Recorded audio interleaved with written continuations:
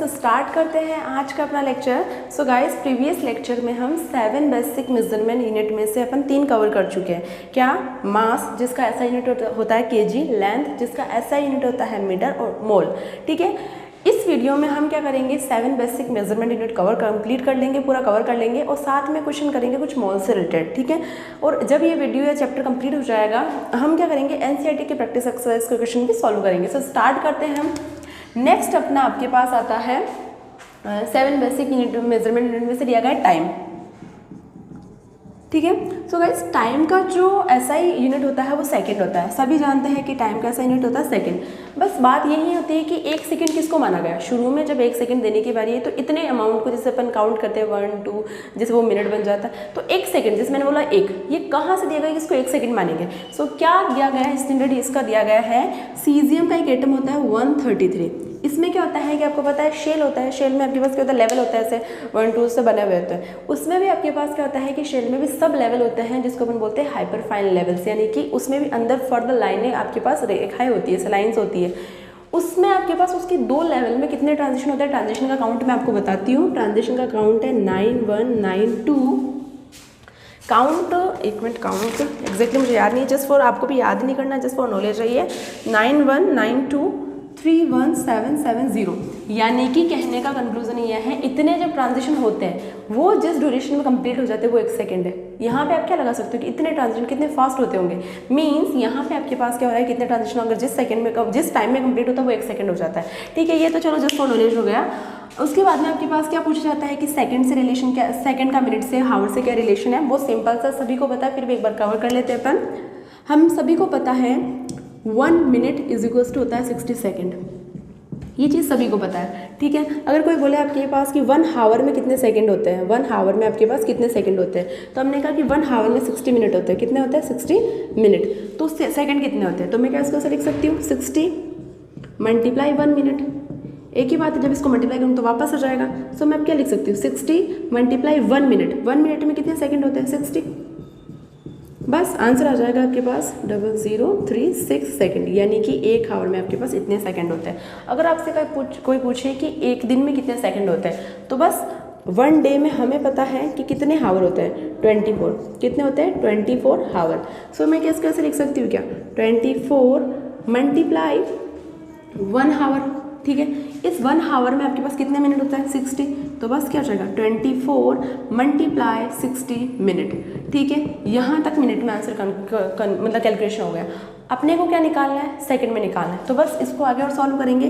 क्या सॉल्व करेंगे, 24 multiply 60 minute को मैं क्या लिख सकती हूँ, 60 मल्टीप्लाई 1 मिनट। जब मल्टीप्लाई करूँगी तो वापस वही आएगा। सो आगे क्या सॉल्व करके लिख सकती हूँ, 24 मल्टीप्लाई 60 मल्टीप्लाई 1 मिनट। ये जो 1 मिनट है इसके लिए क्या लिख सकती हूँ, 60 सेकेंड। ठीक है, सो गाइज, यहाँ जो इस वैल्यू को आप सॉल्व कर लोगे तो आपके पास आ जाएगा कि एक दिन में कितने सेकंड होते हैं। सो गाइज, आपका होमवर्क ये है कि प्लीज़ जो भी आपके पास आंसर है इसको कमेंट सेक्शन में लिखिए। ठीक है, एनसीईआरटी में एक क्वेश्चन दे रखा है कि 2 दिन में कितने सेकंड होते हैं। तो देखो, अगर 1 दिन में सेकंड पता चल जाए तो 2 दिन में जस्ट क्या हो जाएंगे, डबल। 3 दिन में पूछो तो जस्ट ट्रिपल हो जाएंगे, बस मल्टीप्लाई करते जाएंगे। नेक्स्ट यूनिट आती है आपके पास मेजरमेंट करने की, टेम्परेचर। टेम्परेचर का जो ऐसा यूनिट होता है वो आपके पास क्या होता है, केल्विन होता है। क्या होता है, टेम्परेचर का ऐसा यूनिट आपके पास क्या होता है, केल्विन होता है। लेकिन केल्विन से ज़्यादा आपके पास क्वेश्चन में इन्फॉर्मेशन दे रखी होती है सेल्सियस में, और अधिकतर अपन फेमिलियर भी किससे होते हैं, सेल्सियस से ही होते हैं। जैसे कि कोई पूछता है कि रूम टेम्परेचर क्या है, 25 डिग्री सेल्सियस, बॉडी टेम्परेचर क्या है, 37 डिग्री सेल्सियस। केल्विन में बहुत कम फेमिलियर होते हैं, यानी कि आपके पास सबसे ज़्यादा यूज जो है आपके पास वो कौन होता है, सेल्सियस। लेकिन वो ऐसा यूनिट नहीं है, ऐसा यूनिट आपके पास क्या है, केल्विन है, केल्विन है। ठीक है, इसके अदर यूनिट होती है आपके पास डिग्री सेल्सियस और होती है आपके पास डिग्री फ़ारेनहाइट। ठीक है, सो यहाँ पे इंटर कन्वर्जन कैसे किया जाता है कि क्योंकि क्वेश्चन में इन्फॉर्मेशन दी जाती है डिग्री सेल्सियस में और आंसर पूछा जाता है केल्विन में। तो कैसे इसका मतलब बहुत छोटे से फॉर्मूला हैं 2, और साथ में देखेंगे कि फ़ारेनहाइट से भी कैसे इंटर कन्वर्जन कर सकते हैं।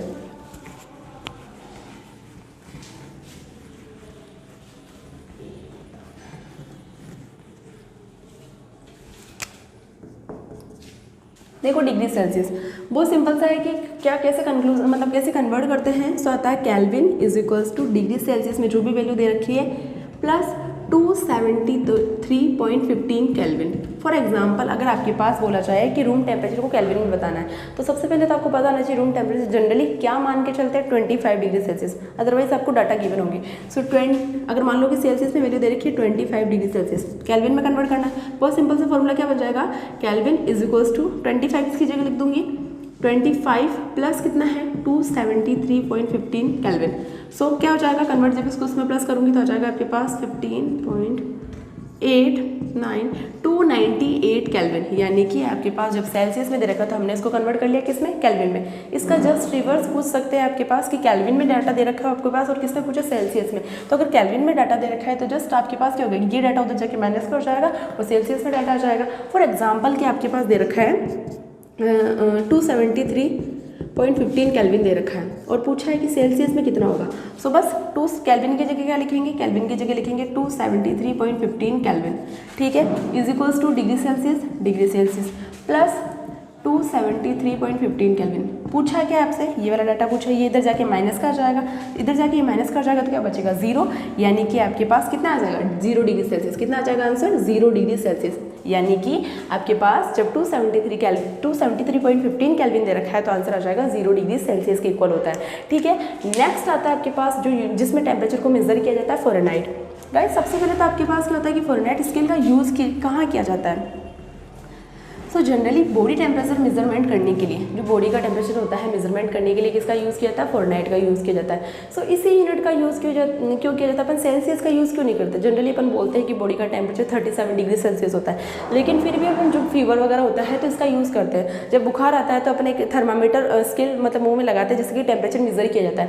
तो आपके पास किससे में किया, उसमें डाटा किस में होता है, फ़ारेनहाइट में होता है। क्यों, तो इसका बस एक सिंपल सा रीज़न है कि आपके पास मान लो कि आपकी बॉडी का टेम्परेचर राइज हुआ है, ठीक है, तो जो सेल्सियस में राइज थोड़ा मैं जैसे मान लो कि 2 का चेंज हुआ है, ठीक है, अगर आपके पास बॉडी में सेल्सियस में चेंज कितने का हुआ, 2 का हुआ, जस्ट सपोज 2 का हुआ मान के चल रही हूँ मैं, तो फ़ारेनहाइट फॉर एग्जांपल उसको 4 का बताएगा, यानी कि जो चेंज है वो ज़्यादा बताएगा, अच्छे से एक्यूरेट वो मेजर करके बताएगा कि हाँ आपकी बॉडी का टेम्परेचर एक्चुअल में चेंज हुआ है। फॉर एग्जाम्पल अगर आप मान लो कि सेल्सियस में 0.1 चेंज हुआ है तो आपके पास वही फ़ारेनहाइट में 0.5 में बताएगा। ये मैं जस्ट सपोज एग्जैक्ट डाटा नहीं बता रही, मतलब चेंज थोड़ा ज़्यादा बताएगा, मेजरमेंट को अच्छे से कवर कर पाएगा वो, ठीक है, ठीक है। नेक्स्ट आती है आपके पास यूनिट, सॉरी अभी तो इसमें आपके पास किसको क्या करना है, कन्वर्ट करना है।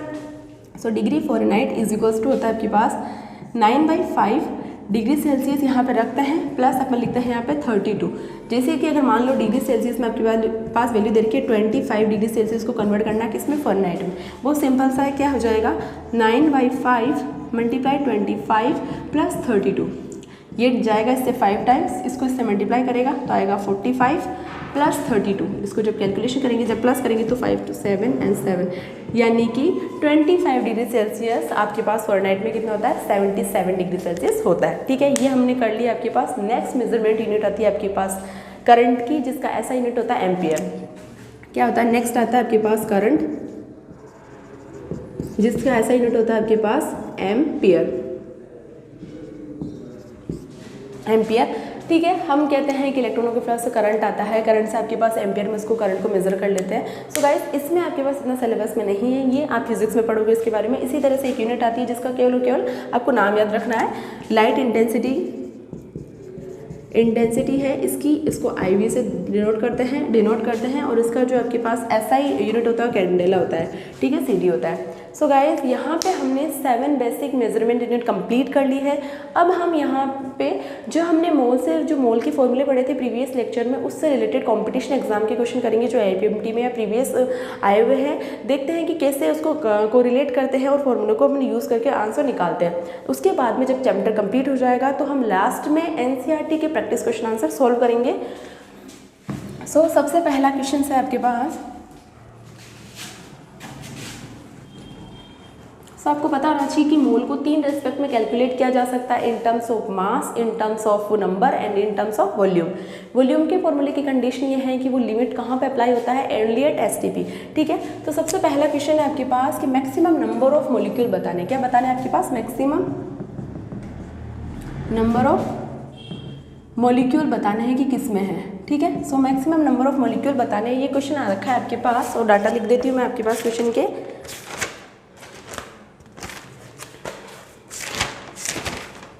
क्वेश्चन के डाटा है आपके पास, ये क्वेश्चन आ रखा है APMT 2004 में, ठीक है। सो आपके पास क्वेश्चन की डाटा है, first is 5 litre N2 gas at STP, second है आपके पास 0.5 ग्राम H2 गैस, थर्ड है आपके पास 10 ग्राम O2 गैस, एंड फोर्थ है आपके पास 15 litre H2 gas at STP, ठीक है। सो गाइस कैसे उसको सॉल्व करेंगे, देखो बहुत सिंपल सी कैलकुलेशन है आपके पास इसको सॉल्व करने की। हमने क्या किया कि 5 litre N2 gas at STP, सो सबसे पहले हमने 3 फॉर्मूले देखे थे। हमने कहा कि कोई भी 2 फॉर्मूले को अपन कोरिलेट करेंगे, एक तो जिसमें इन्फॉर्मेशन दे रखी है और एक जिसमें इन्फॉर्मेशन पूछी है। तो यहाँ पे इन्फॉर्मेशन किसमें पूछी है, नंबर ऑफ मॉलिक्यूल, सभी में मॉलिक्यूल है, ठीक है। तो नंबर ऑफ मॉलिक्यूल यानी नंबर ऑफ मॉलिक्यूल वाला फॉर्मूला तो आएगा ही आएगा। नेक्स्ट आपके पास इन्फॉर्मेशन किस में दे रखी है, यहाँ पे वॉल्यूम में दे रखी, तो वॉल्यूम वाला फॉर्मूला यूज़ करेंगे। यहाँ पे ग्राम वाला, यहाँ पे भी ग्राम वाला और यहाँ पे वॉल्यूम वाला। तो सबसे पहले सॉल्व करते हैं अपन फर्स्ट क्वेश्चन को। देखो फर्स्ट क्वेश्चन में आपके पास क्या पूछा है कि नंबर ऑफ N2 क्या पूछा है, नंबर ऑफ मॉलिक्यूल, यानी कि फर्स्ट क्वेश्चन के रेस्पेक्ट में क्या जाएगा, नंबर ऑफ N2 मॉलिक्यूल। सो क्या जाएगा आपके पास, mole is equals to number of N2 gas molecule divide by क्या लिखते हैं अपन, जब काउंट की बात करते हैं तो Na, सब ने लिख दिया Na। अब गाइस यहाँ पे Na को सॉल्व नहीं करेंगे क्योंकि Na सभी से मल्टीप्लाई होगा। अभी देखते क्या, देखो अपने को क्या करना है, स्पीड से भी करना है क्वेश्चन को सॉल्व करने का, ठीक है, साथ साथ हो जाए, ठीक है। उसके बाद में अपने को क्या करना, थोड़ा स्पीड भी मेंटेन करनी है। तो देखते हैं कैसे करते हैं। हमने लिखा एक मोल का, आपके पास ये फॉर्मूला हो जाता है, ठीक है। दूसरे अपने को पास इन्फॉर्मेशन किस में दे रखी है, किसमें इन्फॉर्मेशन दे रखी है, लीटर में, यानी कि कौन सा फॉर्मूला यूज करेंगे, लीटर वाला। तो आपके पास क्या बन जाएगा, मोल इज इक्वल्स टू कितने, गिवन वॉल्यूम एट STP कितना दे रखा है, 5 लीटर, डिवाइड बाय अपना स्टैंडर्ड कहता है 22.4 लीटर। सो नाउ ये भी मोल के इक्वल है, ये भी मोल के इक्वल है। क्या दोनों को इक्विवेलेंट कर सकती हूँ, ऑफ कोर्स कर सकती हूँ। तो क्या आ जाएगा आपके पास, number of N2 gas molecule divide by Na is equals to क्या जाएगा, 5/22.4 लीटर, ठीक है, ये आ जाएगा। अब इसको सॉल्व करने के लिए क्या बन जाएगा, number of N2 gas molecule 5 divide by 22.4 multiply में Na, ये आपके पास इतना आंसर है। इसको सॉल्व कर लेते हैं, 2 डेसिमल तक निकाल लेते हैं आंसर। यहाँ से पॉइंट गया, यहाँ पे 0 है, 50 है, 50 में 2 का डिवाइड नहीं होता इससे ये। सो हमने यहाँ पे लगाया 0 और यहाँ पे लगाया पॉइंट, यहाँ पे लगाया 0, यहाँ पे लगाया पॉइंट, ठीक है। सो क्या बन जाएगा, पॉइंट। अब हमने इसको इससे डिवाइड करेंगे तो कितने टाइम जाएगा, 2 टाइम जाएगा। कितने टाइम जाएगा, 2 टाइम। 2 टाइम में आपके पास कैसे, हमने इसको ऐसे किया 2 2 4, इसको 2 से मल्टीप्लाई किया तो आया 8 4 4 4 4 8 आया। इसको 5 से जाएगा, ये कितने बचेंगे आपके पास, 4 4 8 आने के बाद में जब 500 से 4 4 8 आएंगे तो आपके पास बचेंगे 52। कितने बचेंगे, 52। फिर 0 लगाएंगे और फिर इसको डिवाइड करेंगे तो आपके पास ये कितने टाइम जाएगा, 2 टाइम ही जाएगा, यानी कि यहाँ पे आ जाएगा आपके पास इतने नंबर ऑफ मॉलिक्यूल, किसके, N2 के इतने नंबर ऑफ मॉलिक्यूल आ जाएंगे। जैसे भी आपको सुटेबल लगे वैसे आप इसको सॉल्व कर सकते हैं, ठीक है। मेरे को ऐसा लगता है कि पॉइंट हटाया, 0 लगाया मैंने, ठीक है। 50 में ये डिवाइड 50 मतलब इस चीज़ का भाग इसमें नहीं जाता क्योंकि छोटी नंबर है, इस वजह से मैं यहाँ पे लगाया 0 और यहाँ पे लगाया पॉइंट। देन ये बन गया 500 और ये बन गया 224, 2 टाइम्स गया। फिर आपके पास जो भी बचा उसके पास वापस लगाया मैंने 0, तो उसमें भी आपके पास कितना टाइम गया, 2 टाइम्स गया। तो ये आपके पास किसके आ गया, N2 के आ गया, ठीक है। N2 के मेरे पास आंसर लिख देती हूँ मैं, आया 0.22 Na, ठीक है। ये मेरे पास किसका आया, N2 का आया। नेक्स्ट हम करते हैं किसके लिए,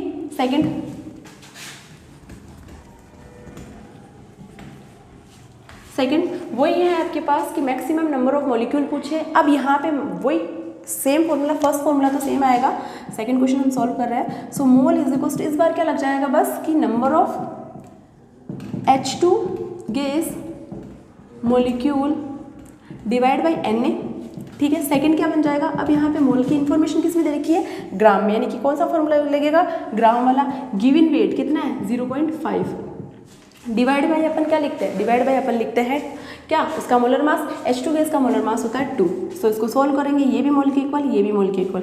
गाइस अगर आपने प्रीवियस लेक्चर में फॉर्मूला नहीं देखे तो प्लीज़ देख के आइए, आप क्वेश्चन खुद से सॉल्व कर पाओगे, ठीक है। सो आपके पास क्या हो जाएगा, इन दोनों को इक्वल कर दूंगी। So number of H2 gas molecule divide by Na is equals to क्या लिख दूंगी, 0.5/2, बस तो आपके पास आंसर क्या जाएगा, number of H2 gas molecule क्या जाएगा 0.5 डिवाइड बाई 2 मल्टीप्लाई में n है। तो इसको सॉल्व कर लेते हैं। हमने कहा लगाया यहाँ पे 0, तो ये मैंने यहाँ से कहा इसको लगाया 0, तो क्या बन गया 5/20। क्या यहाँ पे पॉइंट था, इसको हटाया, यहाँ पे लगाया नीचे 0, तो क्या बन गया 5/20। अब यहाँ पे 5/20 में 5 में 20 का मतलब डिवाइड नहीं होता, तो मैंने लगाया आपके पास, ये क्या बन गया। चलो मैं नेक्स्ट स्टेप इसको सॉल्व करती हूँ।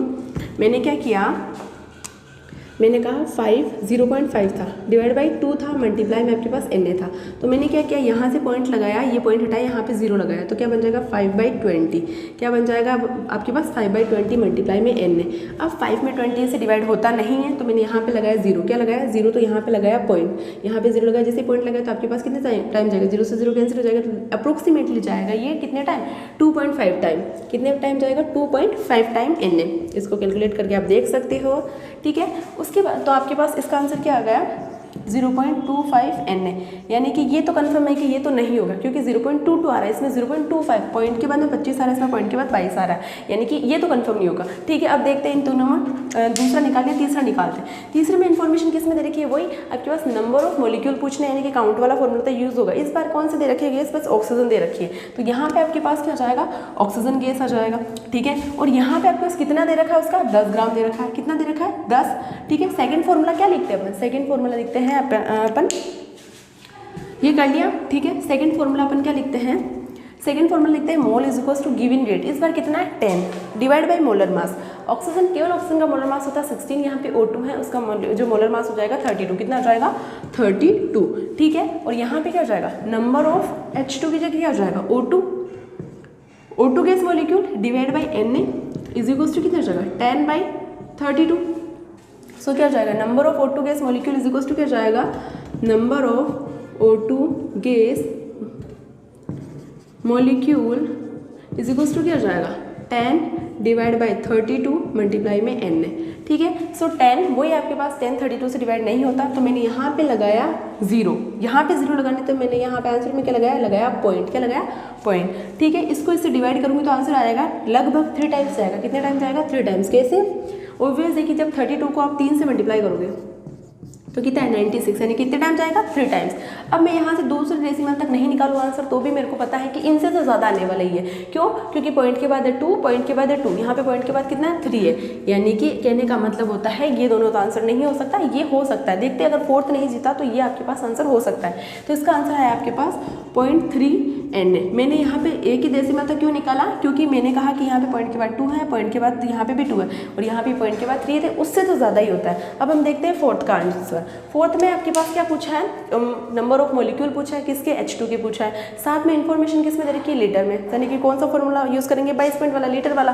ठीक है, तो कैसे यूज़ करेंगे, इसको मिटा दो। तो वही सबसे पहले आपके पास फॉर्मूला क्या लिखता है, mole is equals to number of molecule, किसके मॉलिक्यूल H2 के एस molecule divide by Na। Second formula होता है मोल इज इक्वल्स टू, आपके पास आता है किसमें इन्फॉर्मेशन दे रखी है लीटर में, यानी कि 15 लीटर। ठीक है, साथ में आपके पास क्या पूछा है, आपके पास STP पे, यानी कि 22.4, 15 लीटर डिवाइड बाई 22.4 लीटर। ठीक है, ये भी मोल के इक्वल है, ये भी मोल के इक्वल है, दोनों को इक्विवेलेंट कर सकते हैं। तो क्या आ जाएगा आपके पास number of H2 gas molecule divide by Na is equals to 15 divide by 22.4 litre. ये भी लीटर में था, ये भी लीटर में था, कैंसिल आउट हो जाएगा। ठीक है, तो क्या आ जाएगा आपके पास number of H2 gas molecule 15 divide by 22.4 multiply में Na। मैं Na को सॉल्व क्यों नहीं कर रही हूँ, क्योंकि Na सभी में कॉमन है। Na क्या है आपके पास सभी में कॉमन है, उतना ही आपके पास सभी को इंक्रीज करेगा, इस वजह से। सो इसको डिवाइड करूँ तो मैंने क्या कहा, यहाँ से गया पॉइंट, तो क्या बन जाएगा, ये आपके पास बन जाएगा 15, यहाँ से पॉइंट गया ऊपर लगाया 0, 150/22.4 मल्टीप्लाई में Na। वही 150 में आपके पास 2 to 4 से डिवाइड नहीं होता है, तो हम क्या लगाएंगे, पॉइंट लगाएंगे और इधर लगाएंगे 0। तो मैंने लगाया 0 और यहाँ पे मैंने लगाया पॉइंट। नाउ वैल्यू बन गई आपके पास 1500/224। अब मैं क्या करूँगी, जब मैं 2 को इससे डिवाइड करूँगी तो आपके पास आंसर आएगा 0.6 Na, यानी कि अप्रोक्सीमेटली 6 टाइम जाएगा। कितने टाइम जाएगा, अप्रोक्सीमेटली 6 टाइम जाएगा। मीन्स 0.6 आया इसका आंसर, इसका आंसर आया 0.6 Na। यानी कि इसका है 0.2, इसका 0.25, 0.22, 0.25, 0.3 Na और 0.6 Na। यानी कि आपके पास क्या होता है, हाँ। और गाइस इसको 2 डेसिमल तक सोल्व करने की नीड नहीं है, क्योंकि 0.6 है। मान लो कि ये भी 0.3 होता और ये भी 0.3 होता तो 2 डेसिमल तक इसको सोल्व करते हैं, क्योंकि हम कंफ्यूज होता है कि इसमें ज़्यादा है या इसमें ज़्यादा है। यहाँ पे कन्फ्यूजन का सवाल ही नहीं है, क्योंकि इसमें कितना है 0.3 है, इसमें कितना है 0.6 है, ऑब्वियस है। यानी कि मैक्सिमम नंबर ऑफ मॉलिक्यूल किसमें आया है आपके पास, 4th। ठीक है, ये आपके पास एक कंपटीशन एग्जाम का क्वेश्चन था। नेक्स्ट हम क्वेश्चन करते हैं जो कि उन्हीं मोल के 3 फॉर्मूले से सॉल्व हो जाएगा। बहुत सिंपल क्वेश्चन है आपके पास।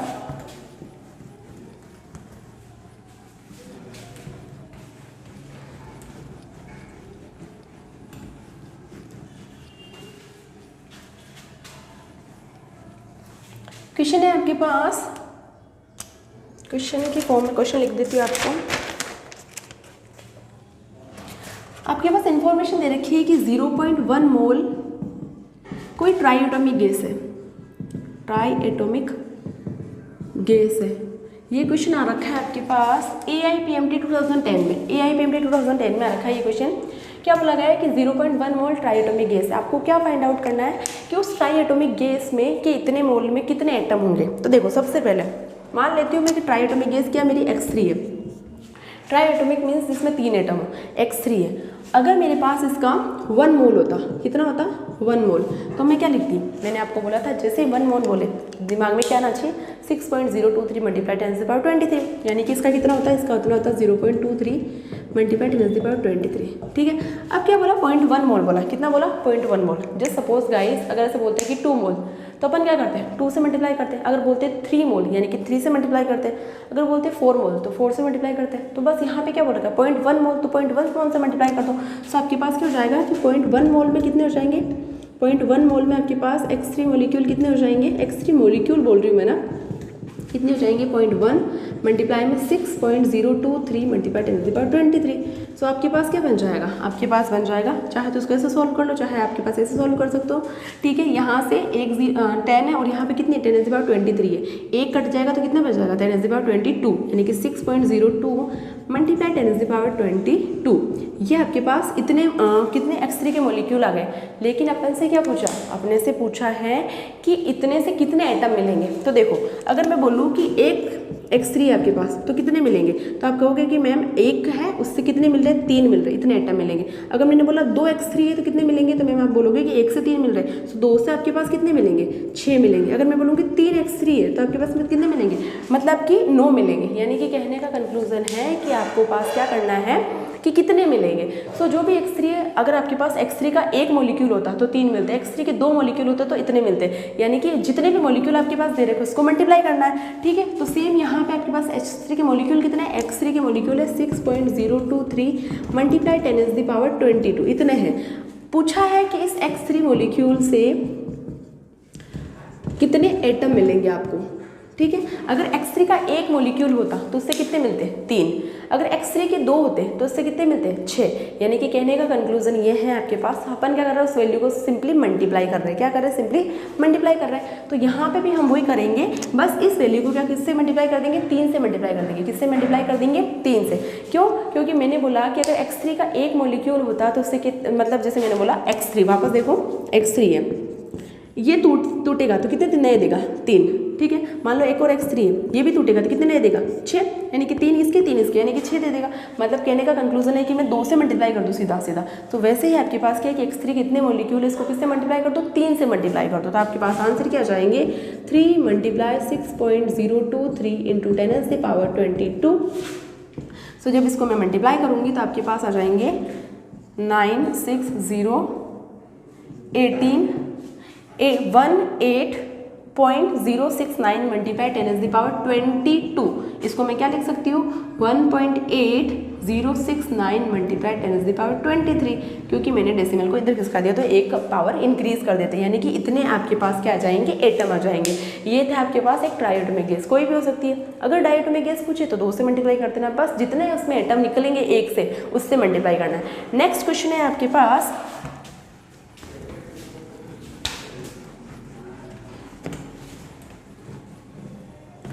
ठीक है गाइस, हम नेक्स्ट वीडियो में मिलते हैं आप कुछ और क्वेश्चंस के साथ कंपटीशन एग्जाम में आए हुए, और साथ में एनसीईआरटी का टॉपिक अपन कवर करेंगे, सिग्निफिकेंट फैक्टर, और साथ में क्या होता है प्रिसाइज और क्या होता है आपके पास एक्यूरेट रिजल्ट, इन टर्म के बारे में स्टडी करेंगे। तब तक के लिए happy learning, thank you for watching.